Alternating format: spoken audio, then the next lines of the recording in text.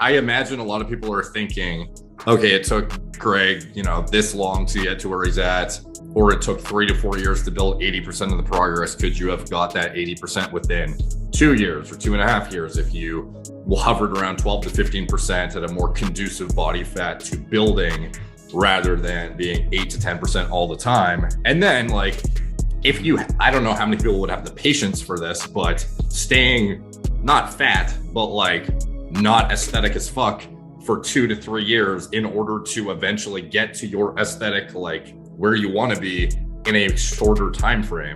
Would that be something that you thought would have worked? Yeah, I have a long-winded answer for this. The first thing I'll say is that I have to be pretty objective. Is there a faster way to do it? The reality is, and people ask me, how long does it take to build your physique? How long does it take this? You might never get there. That's the reality. How many of your friends do you know that freaking go to the gym and incline press 130-pound dumbbells? The reality is, the idea of looking for the shorter path, it's a good thing to do, but you have to be realistic, where some people will never hit a certain level. And if you're always trying to find, the shorter path, it's at the end of the day, I freaking love the fitness journey. I love training. I love figuring things out, seeing what works, seeing what doesn't. But that's the pill people are gonna have to swallow, where I've built up to doing, 315 for 6-7 reps on bench with lower ab veins and stuff. Some people genetically will never ever get there. I would love to tell them with my program, anyone can rep 315, for 6 reps chiseled. Not everyone can do that.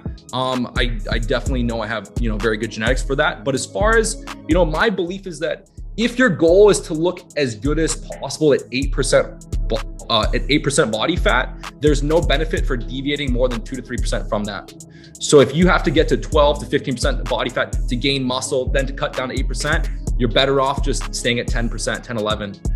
Deviating too far from that, it can throw things off, because then you have to spend time cutting. If you hit a really solid bench press or incline bench press, when you have an extra 8 to 10 pounds of body fat, it's a different lift when you get rid of that fat. It feels different.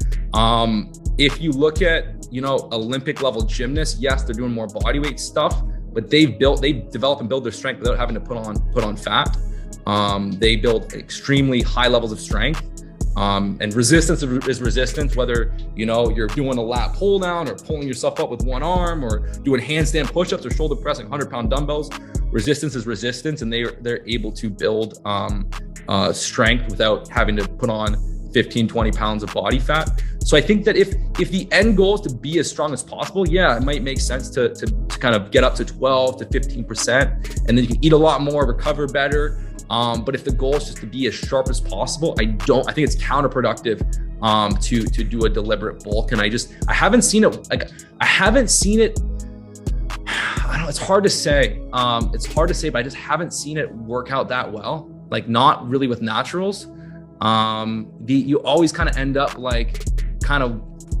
wasting your time. I've had a client that got hyper chiseled on my program, got pretty damn strong, and then got caught up in doing a big bulk up to 210, 215. And end of the day, he cut back right to where he was before with the freaking same strength.